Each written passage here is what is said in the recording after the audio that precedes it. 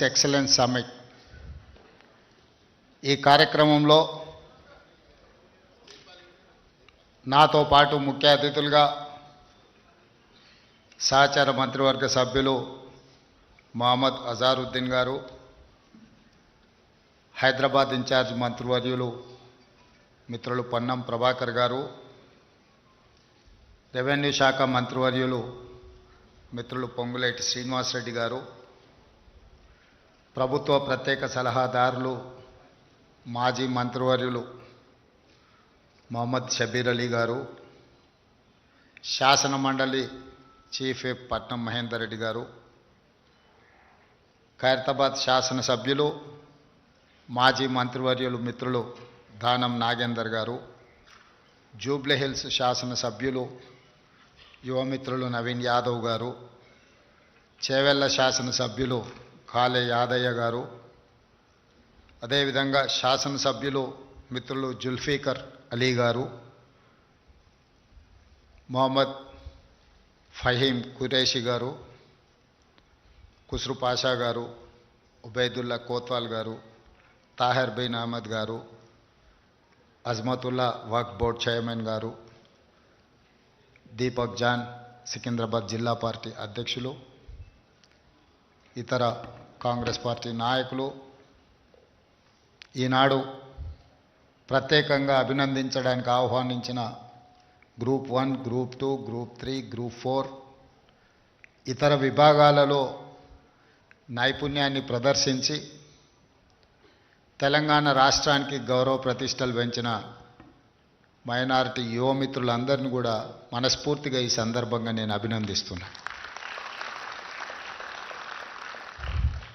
तालीम से तरक्की, ये चर्चा करने से पहले जब डॉक्टर वाईएस राजशेखर रेड्डी जी आंध्र प्रदेश के मुख्यमंत्री, मोहम्मद अली शब्बीर साहब उस समय पर मंत्री और आज़ाद साहब दिल्ली से आकर माइनॉरिटियों का हालात देखकर ये नौजवानों को सरकार में हिस्सेदार बनाना, कांग्रेस पार्टी का मतलब सेक्युलर, कांग्रेस पार्टी का मतलब हिंदू मुसलमान दो आंखें, ये बातों में नहीं काम करके दिखाने के लिए उस दिन श्रीमती सोनिया जी के नेतृत्व में 4% रिजर्वेशन आप माइनॉरिटी भाइयों को बहनों को इस राज्य में दिलाए। तारीख गवाह है, बहुत सारे लोग बार बार खिलाफ किए, माइनॉरिटियों को रिजर्वेशन देने का जरूरत नहीं है बोल के आवाज उठाए, हाई कोर्ट सुप्रीम कोर्ट तक वकालत डाल के रिजर्वेशन हटाने के लिए कोशिश किए। सड़क से लेकर संसद तक जो हमारे परिवार माइनॉरिटी भाइयों का रिजर्वेशन हटाने के लिए कुछ लोग, कुछ पॉलिटिकल पार्टीज बहुत सारे कोशिश किए, मगर सोनिया जी के नेतृत्व में मनमोहन सिंह जी, आज राहुल गांधी, प्रियंका गांधी जी,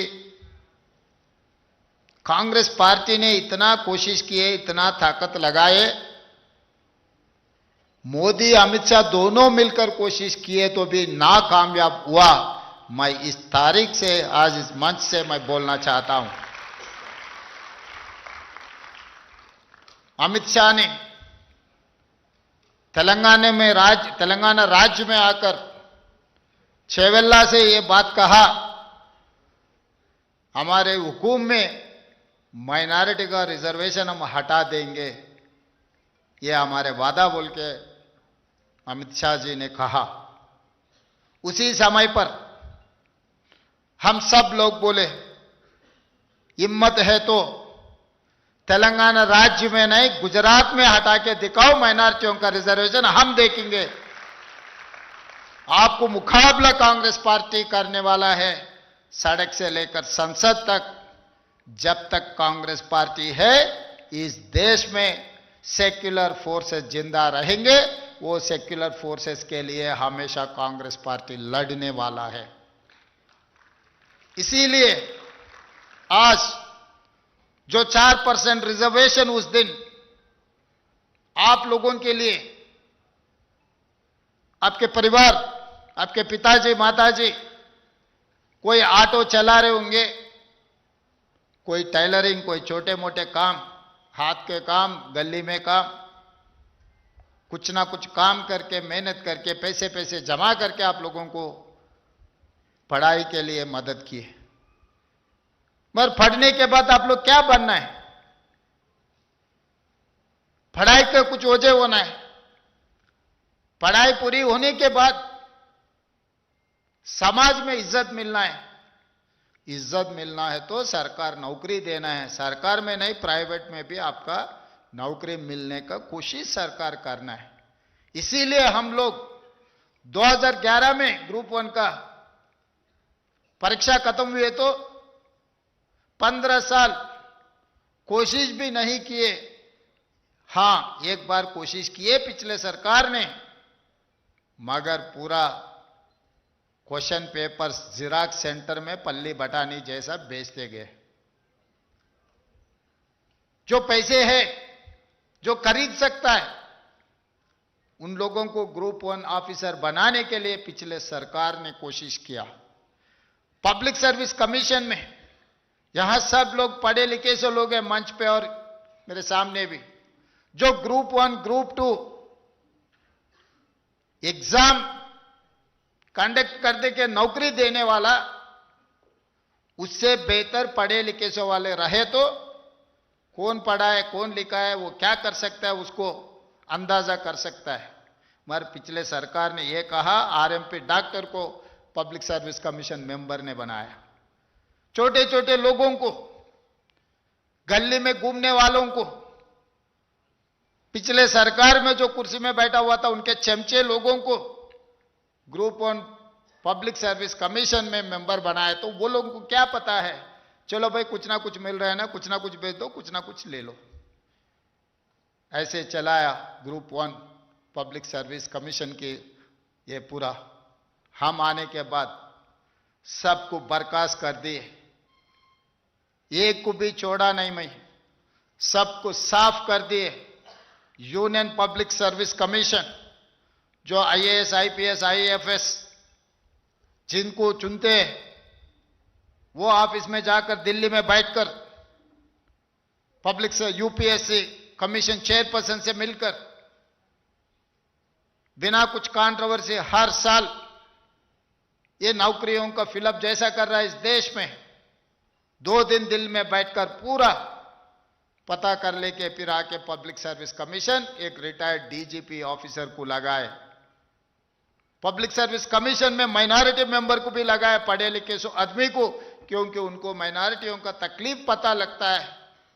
उर्दू में अगर कुछ पेपर तैयार करना है तो कुछ समझदार आदमी पब्लिक सर्विस कमीशन में रहने के लिए माइनॉरिटी मेंबर भी पब्लिक सर्विस कमीशन में जगह देकर कांग्रेस पार्टी ने पब्लिक सर्विस कमीशन से ये ग्रुप 1 परीक्षा पूरी की।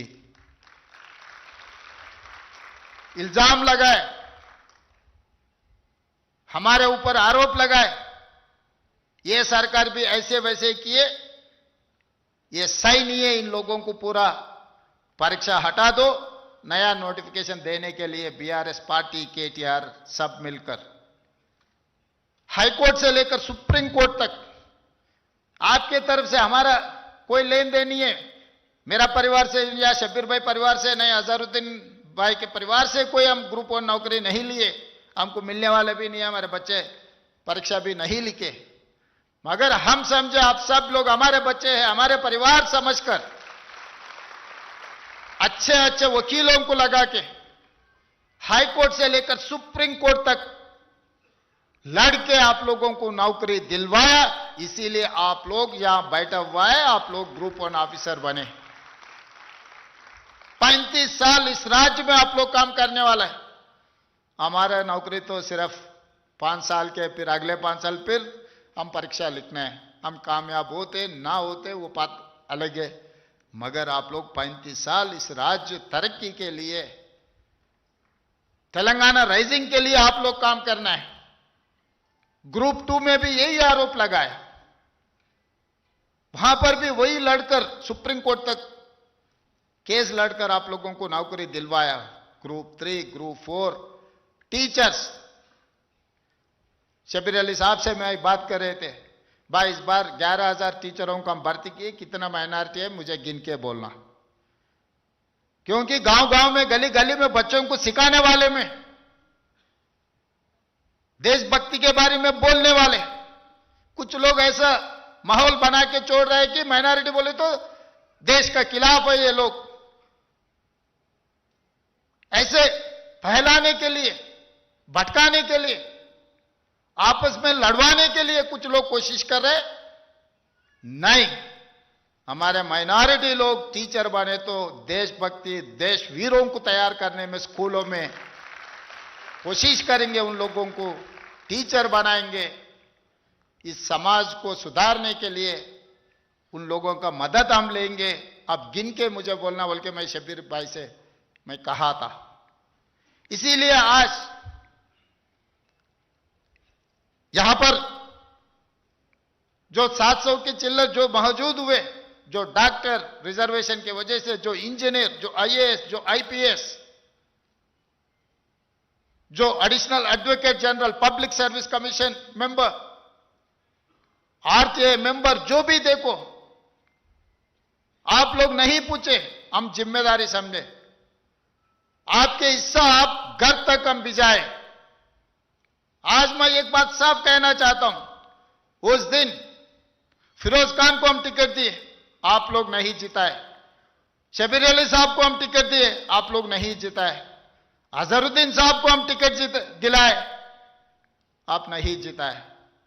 फिर भी मेरा मंत्री, मेरा मिनिस्टर हिस्सा आपको जो देने का कुर्सी खाली रख के पहले मोहम्मद अजहरुद्दीन साहब को मंत्री बनाने के बाद एमएलसी बनाए। आज देखो हर चीज में, शादी मुबारक, कल्याण लक्ष्मी, इंदिरा इंड्लू, 200 यूनिट बिजली, बार बार बोल रहे थे, असेंबली में चर्चा हो रहे थे। ओल्ड सिटी में पूरा बिजली चोरी करते रहते, माइनॉरिटी लोग बिजली का बिल पे नहीं करते। आज मैं हिम्मत से बोलना चाहता हूं, 200 यूनिट बिजली जो मुफ्त में सरकार दे रहा है, सबसे ज्यादा हमारे माइनॉरिटी भाई बहनों के लिए भला हुआ, अच्छा हुआ। सर उठा के जीने के लिए हम लोग कोशिश कर रहा है हर चीज में।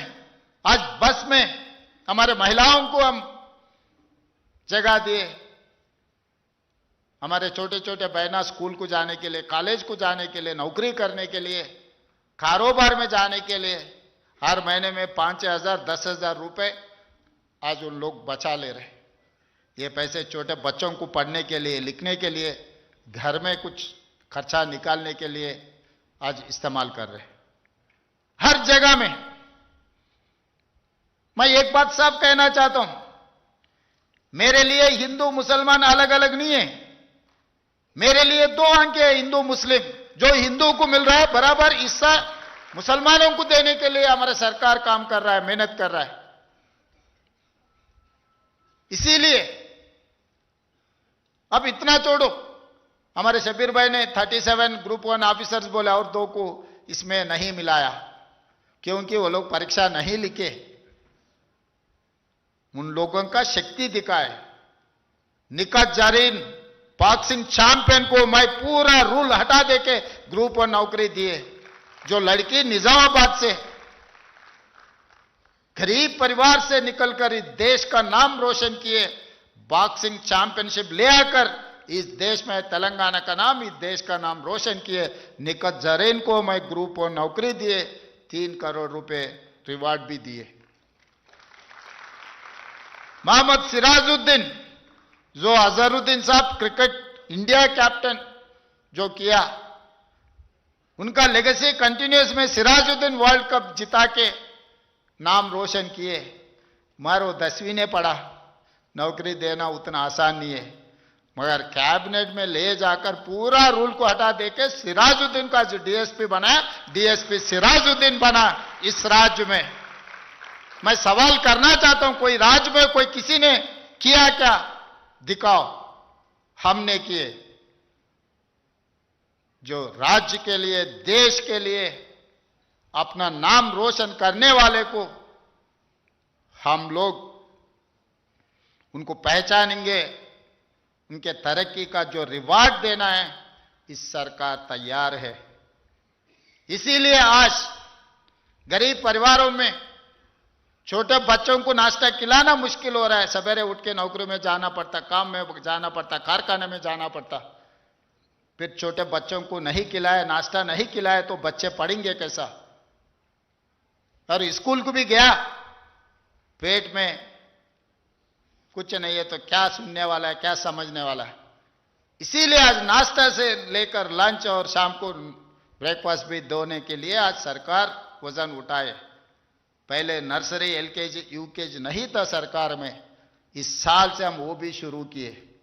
इसीलिए यहां पर जो मंच पे, यहां पर जो बैठे हुए हमारे भाई बहनों से एक ही मेरा गुजारिश है, तकदीर बदलना है तो पढ़ना लिखना, तकदीर बदलना है तो पढ़ना लिखना। नर्सरी से लेके 12 तक अब एजुकेशन में लगना, 12 के बाद स्किल में जाना। आज नामपल्ली में, मल्लेपल्ली में 4 आईटीआई को एटीसी बनाया। माइनॉरिटी बच्चे स्किल्ड लेबर है, देखे तो सीख लेते, पढ़े तो भूल जाते।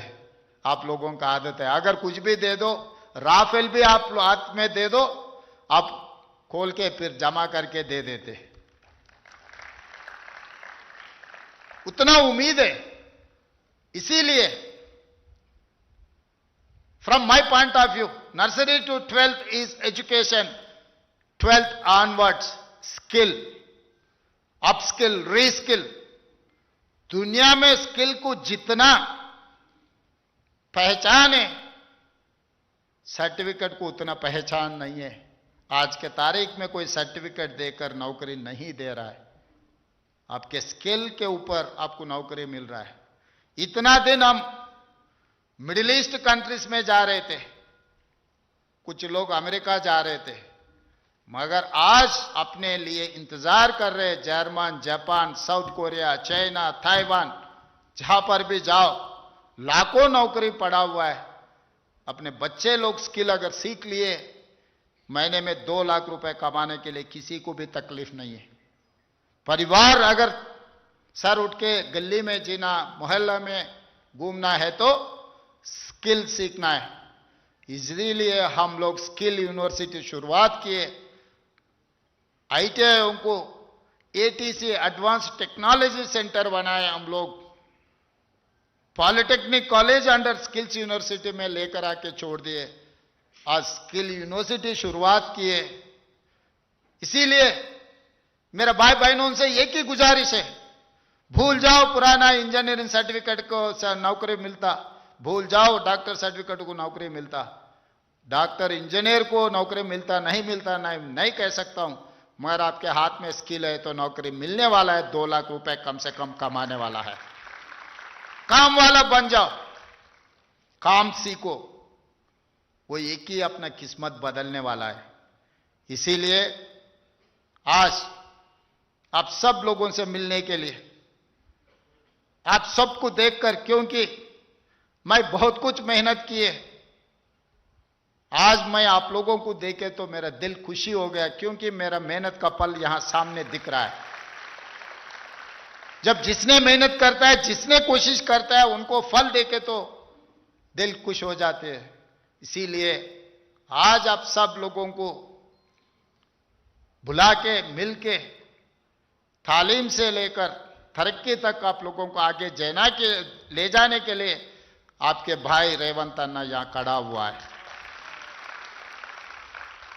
आज मेरे सरकार मेरा अकेले मेहनत से नहीं तो मेरा परिवार, मेरे जाति लोग वोट दिए तो नहीं बना। आप सब मिलकर मुझे मदद दिए तो, ताकत दिए तो आज तेलंगाना राज्य का मुख्यमंत्री बनकर यहां खड़ा होकर मैं कोशिश कर रहा हूं। आगे भी मेरा कोशिश जारी रहेंगे, मगर अभी भी कुछ साजिश हो रहा है। इसका नाम SIR।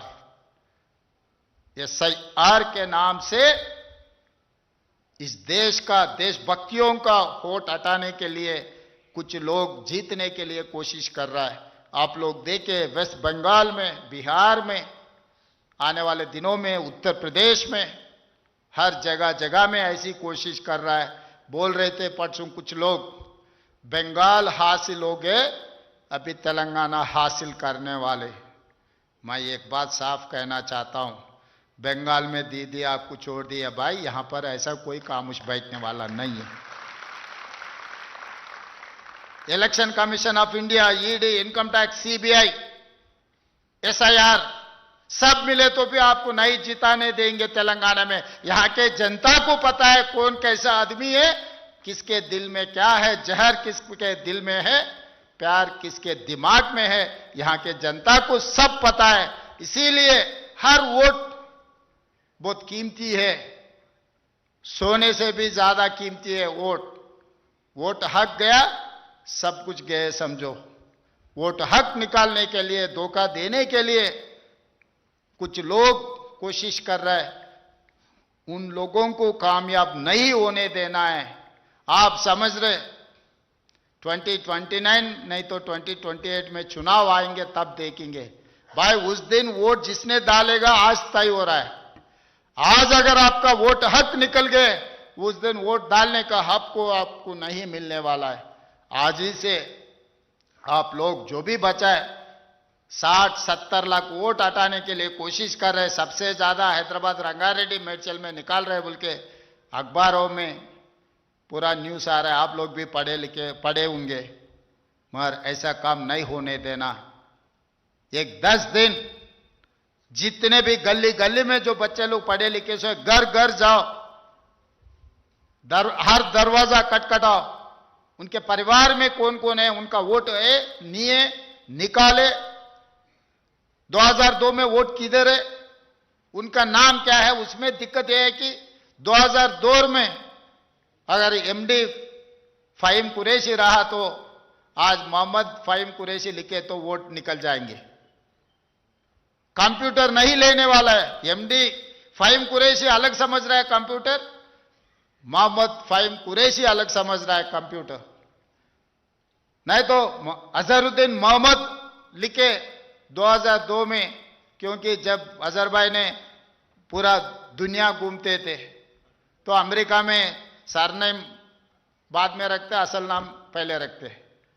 फिर अब इधर आ गए मोहम्मद अजहरुद्दीन लिखे तो वो भी अलग समझकर ये भी निकाल रहे, वो भी निकाल रहे। ये छोटे छोटे गलतियां लिखने में, बड़े लोग बोले 100 बकना एक लिखना, लिखने में सही लिखो। पढ़े लिखे से बच्चे लोग आप घर घर जाओ, पूरा वोटर लिस्ट लेके पूरा पढ़ो। बूथ लेवल ऑफिसर सरकार वाले काम किए नहीं किए छोड़ दो, बूथ लेवल एजेंट बनकर एप्लीकेशन पूरा, दरखास्त पूरा आप पूरे करके सरकार में देने का। हर गली में आप लोग एक 10 दिन ये राज्य को बचाने के लिए, जो हमला करने के लिए गुजरात से निकलकर इधर आ रहे, उन लोगों को रोकने का जिम्मेदारी आप लोग लेना है। नहीं तो बाद में अपने को बहुत तकलीफ आने वाला है, ऐसे अगर छोड़ दिए तो। सरकार और कांग्रेस पार्टी, मैं, शबीर भाई, अजहरुद्दीन, सब लोग हम जितना मेहनत करना है हम मेहनत करेंगे, मगर ये बस की बात नहीं है। हर गली में 35,000 पोलिंग बूथ है, 35,000 पोलिंग बूथ में काम चलना है। एक जगह, 2 जगह, 3 जगह में काम हुए तो ये काम होने वाला नहीं है। 35,000 जो पोलिंग बूथ है, हर पोलिंग बूथ में आप एक एक रेवंत रेड्डी बन के काम किए तो अपने को हराने वाले कोई इस दुनिया में नहीं है। इसीलिए हम लोग सब जोड़कर ये राज्य तरक्की के लिए अच्छे से अच्छा काम करेंगे। जो सरकार से जो मिल सकता है आप लोग पूछने का जरूरी नहीं है, आपके हिस्सा आपके घर पे मैं पहुंचा दूंगा। रमजान में जैसा बिरयानी शबीर भाई मेरा घर पे भेजा रहा है, मैं आपको जो हिस्सा मिल रहा है आप लोगों के घर पे मैं भिजाने का जिम्मेदारी मैं लेता हूं। और एक बार मैं आप लोगों को अभिनंदन देना चाहता हूं, बधाई देना चाहता हूं। इतने सारे सक्सेस स्टोरीज, एक एक का एक एक स्टोरी है। छोटे छोटे परिवार से आप निकल के आए, बहुत मेहनत करके आप लोग ऑफिसर बने। ये ऑफिसर का मतलब आपको अभी समझ में आ रहे होंगे, क्योंकि पटसुन तक गली में अपने को थप्पड़ मारने वाले भी आज नमस्ते कर रहा है। शायद अब तो महसूस हुआ होगा, क्योंकि बचपन में मेरे को तो थप्पड़ मारने वाले आज मुख्यमंत्री बनने के बाद सब सलाम मार रहे हैं। यही हकीकत है। सक्सेस सब कुछ लेकर आके देंगे, फेल्यूर सब कुछ है। सो घर में परिवार भी अपने को, अरे भाई इसका किस्मत ही खराब है, अब कितना भी करो ये बदलने वाले नहीं, ऐसे ही घर में भी बोलेंगे। इसीलिए मैं आप सब लोगों को बधाई देकर यहीं मैं आखिरी में, और हज को जाने का हर आदमी, हर इंसान का जन्म में एक मौका लेने के लिए कोशिश करते। इस बार हज को जाने का 7,000 लोग तय हो गए। अचानक केंद्र सरकार ने हर किसी का 10,000 रुपये बढ़ा दिए। भाई करीब लोग जाने का वक्त आ गया, पूरा तैयारी कर लिए, 10,000 कहां से लाएंगे?